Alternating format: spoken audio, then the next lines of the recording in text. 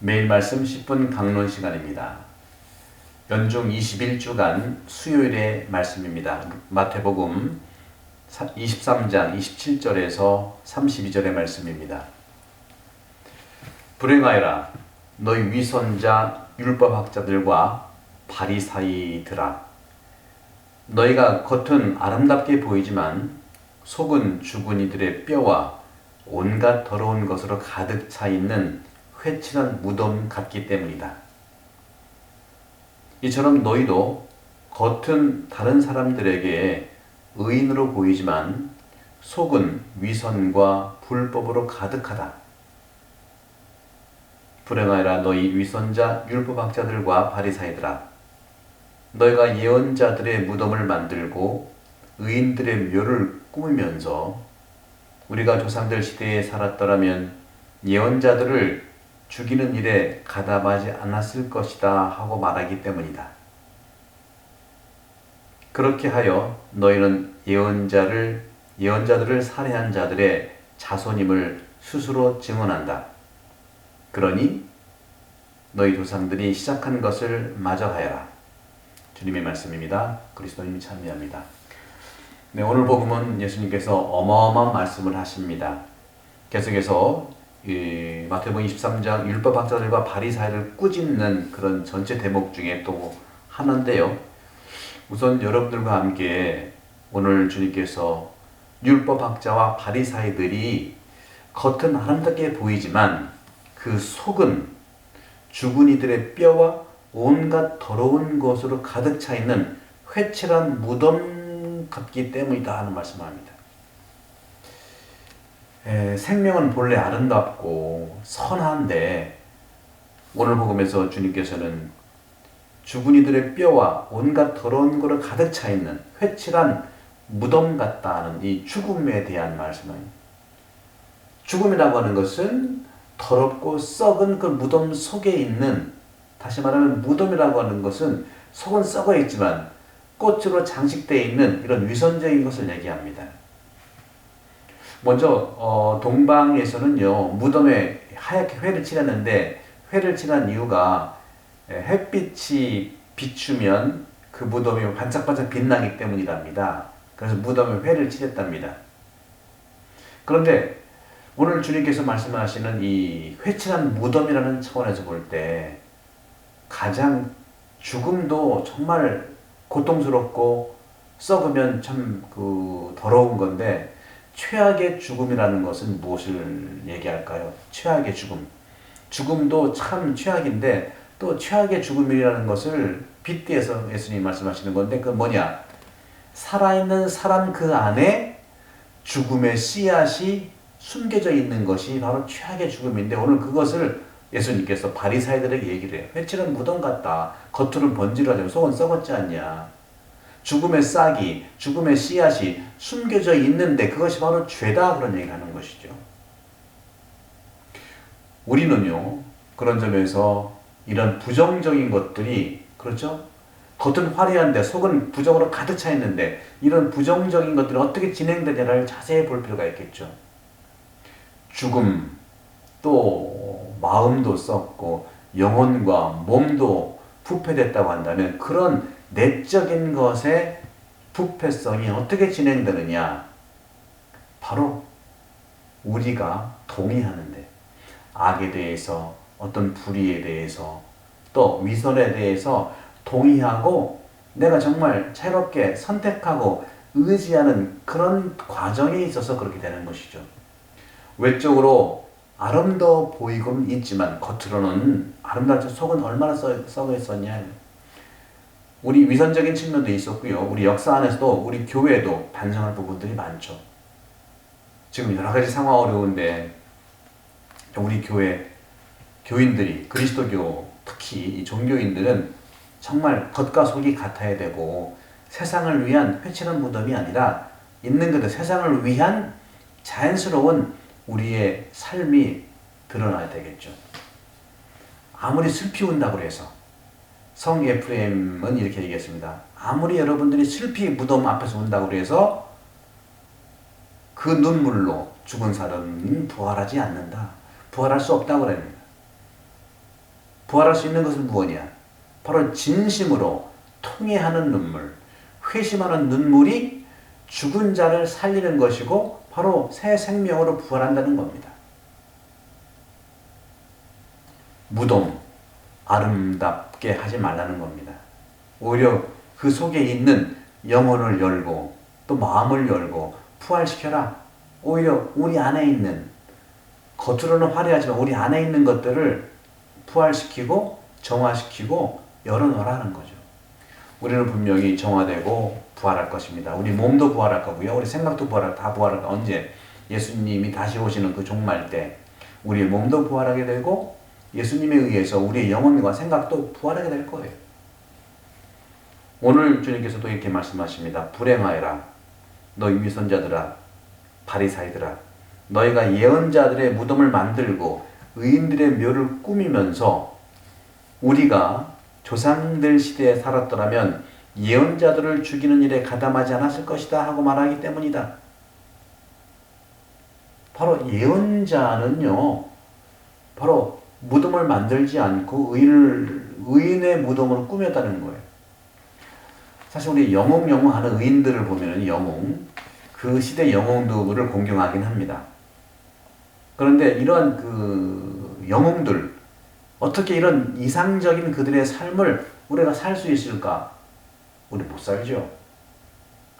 놀라운 그런 공경과 경배, 그런 걸로 인해서 그 영웅들의 삶을 모범적으로 우리가 따라 살 수는 없는 겁니다. 따르게 하지도 않아요. 그럼 어떤 것이 우리를 변화시키고 우리가 어떤 것에서 정말 삶을 살 수 있을까요? 내가 지금 저는 매일 말씀 강론을 하듯이 여러분들은 말씀을 저를 통해서 주님 말씀을 듣듯이 지금 우리 이 자리에 서 있는 것, 공중의 새들은 날아다니는 것, 공기는 맑아지는 것, 코로나 바이러스는 제자리로 가는 것, 우리가 일상으로 돌아가는 것, 이 일상이죠. 바로 이 일상이 우리를 놀라게 하는 겁니다. 우리 일상에서 정말 하나씩 내가 할 수 있는, 해야 될 일을 하는 것이죠. 영웅 공경이 우리를 변화시키지 않습니다. 다만 그런 우리는 의인들의 삶을 통해서 감동을 받고 내가 바로 오늘 지금 위선자들로 살아가는 것이 아니라 바로 위선자들은 죽음에 놓여 있었고 무덤에서 슬피 운다고 해도 그 삶이라는 것이 오늘 제대로 살 것을 주님을 말씀하시는 것이죠. 하느님은 시대마다 예언자들을 보내주셨어요. 조용한 시대에 보낸 것이 아닙니다. 재앙 직전에 늘 보내주십니다. 우리 코로나 팬데믹도 늘 생태학자들, 우리 시대의 예언자들이 늘 선언했었어요. 바로 예언자는 이 시대에 잘 되어 나간다고 속게 하지는 않습니다. 좋은 게 좋다, 잘 되어 나간다고 하는 것이 아니라 바로 잘 될 것이라고, 잘 되어 나간다고 우리가 자만할 때 우리는 속을 때 재앙이 올 수 있는 것이죠. 우리가 얼마나 지금까지 정말 할 수 있는 걸 다 하고 살았습니까? 은총이 아니라 예언자들은 절망과 파괴를 얘기합니다. 생태학자들이 기후온난화 얘기했고요. 또 쓰나미 얘기했고요. 코로나 팬데믹 이 부분도 사스, 메르스 계속 연이어왔는데 그렇죠? 정말 그들은 예언자로서 파괴를 이야기하고 파괴 방지를 위해서 오히려 얘기하는 것입니다. 파괴를 위한 선포가 아니라 파괴 방지를 위한 파괴를 경고하는 것이죠. 이것이 바로 코로나 팬데믹에서 우리가 만났던 그런 사실들을 볼 수가 있는 것입니다. 그렇기 때문에 우리는 지구를 보존하고 관리할 필요가 있다는 것이죠. 영성생활도 똑같습니다. 영성생활은요, 그런 점에서 우리는 어떤 것이 정말 식별을 할 수 있는 그런 총체적 규칙을 알아차리는 것이 너무 중요해요. 제가 페이스북에서 지난 4월 달부터 영의 식별, 영적 식별에 대해서 말씀을 하죠. 월요일 날마다. 영의 식별의 가장 일반적인 규칙은 바로 이런 겁니다. 악이라는 건 뭐냐? 악이라고 하는 것은요, 나쁜 길로 들어선 사람에게, 나쁜 길을 가는 사람에게 확실하게 잘못 가게 제공해주는 자예요. 나쁜 길로 가볼까 하면 즉시 악이 다가와서 정말 확실하게 나쁘게 가게 하는 것이 악입니다. 그런 점에서 예언자, 진실한 예언자는 무엇인가? 진실한 예언자는 회개할 것을, 회개의 필요성을 늘 제시하고요. 악에 반대되는 길을 가도록, 팬데믹을 이겨낼 수 있도록 제시하고 있는 예언자시죠. 비록 비판을 받게 되어 있어요. 그렇지만 모두가 함께 살아갈 수 있는 가치를 선물받게 된다는 것은 분명합니다. 지금 코로나 팬데믹 이 시기에 우리가 너무나 어렵고 평소대로 살아왔던 방식을 너무 그리워합니다. 하지만 이겨내십시다. 충분히 가능합니다. 지금은 고통이지만 이 고통을 디뎌서 일어날 때 분명히 팬데믹은 사라집니다. 오늘 주님께서 31절에서 강하게 말씀하세요. 30절에서 우리 조상들 시대에 말씀 아까 하신 대로 예언자들을 죽이는 일에 가담하지 않았을 것이다. 자기 위안을 하지만 그렇게 해야 너희는 예언자들을 살해한 자들의 자손임을 스스로 증명한다. 그러니 너희 조상들이 시작한 짓을 마저 하여라. 저는 이렇게 말을 못할 것 같아요. 너무 강하게 얘기하는데 모든 범죄는 잘못이 드러나기 마련입니다. 정의가 드러나고요.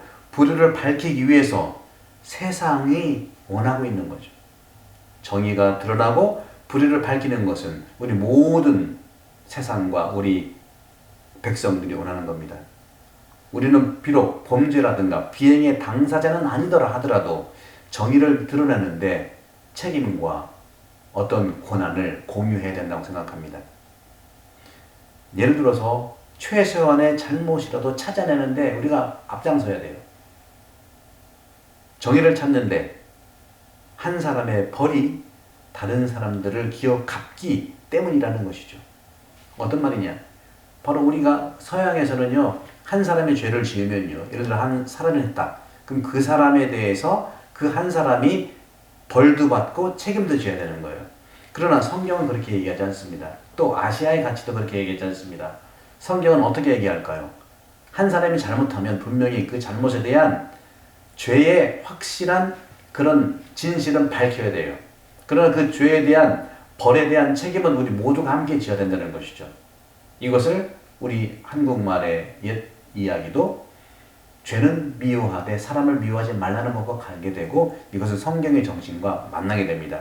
성경은 바로 그런 겁니다. 한 사람이 죄를 지어서 죄악을 저질렀다 하더라도 그것을 묻고 책임을 물어야 되는 거예요.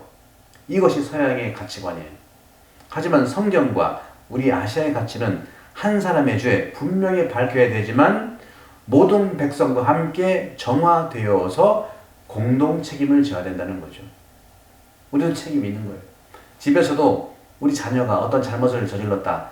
그 잘못을 저지른 것에 대한 분명한 죄에 밝혀지는 것은 찾아야 돼요. 진실은 찾아야 되지만 그 죄에 대한 잘못에 대한 책임은 모두가 져야 된다는 거죠. 왜? 우리가 소홀한 죄가 있잖아요. 다시 말하면 모든 백성이 함께 정화되어야 되고 공동적 범죄에 그러한 책임감을 가져야 된다는 것이죠. 왜? 누군가 그 안에 범죄의 속성이 있었기 때문에 이것이 바로 원죄의 속성이고요.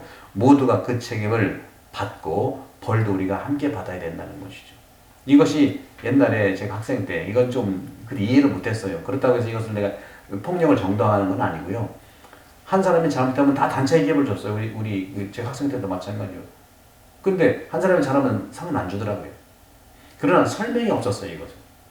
설명을 하셨다면 우리 기꺼이 우리가 함께 했었죠. 근데 습관은 남아있지만 그 문화에 대한 진실한 가치에 대해서는 얘기 없었기 때문에 우리는 불의를 당한 겁니다.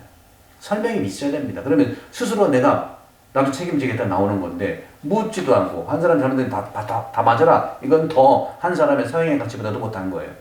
서양의 가치는 한 사람이 잘못했으면 그 사람이 벌도 받고 책임도 져야 되는 거예요. 죄도 밝히고. 그러나 성서의 가르침은 한 사람이 죄를 지면은 죄에 대한 것은 분명히 밝히지만 그것을 우리가 모든 백성들이 정화해야 되고 책임을 공유해야 된다는 것이죠. 그래서 실제로 미국이나 이런 데에서 자기 자녀가 범죄를 저질렀을 때 부모가 그랬잖아요. 내가 가르쳐서 그렇다, 내가 시켜서 그런 것이다, 부모가 잡혀갔다는 이런 에피소드도 있지 않습니까? 죄는 우리 모두가 죄는 밝혀야 되지만 책임에 대한 것들을 잊었습니다. 도스토옙스키는 그런 얘기를 했습니다. 모두가 모든 이에게 책임이 있다. 하지만 악은요, divide et impera라는 말이 있어요. 이 라틴 말인데 divide, 뭐든지 분리해라, 그리고 지배해라. 한 사람이 잘못했으면 분리해서 그 사람만 죄도 묻고 벌도 주라 그거예요. 그리고 그건 악마가 원하는 그 사람을 망하게 해라. 우리는 한 사람의 잘못을 망하게 할 이유가 없어요. 죄는 나쁜 거지만 그 사람을 살려야 되는 거예요. 살리기 위해서 우리가 공동적인 정화의 방법을 찾아 나가야 된다는 것이죠. 한 사람이 망하게 하는 목적은 악이 원하는 것이고 우리는 한 사람이라도 살려야 된다는 것이죠. 이것이 오늘 예수님께서 말씀하신 가치이고 이런 것들을 하나하나 보기 위해서 신학개론 대강좌도 여러분들 함께 보시면 감사하겠습니다. 성부와 성령과 성령께서는 우리 모두에 항복합니다. 감사합니다.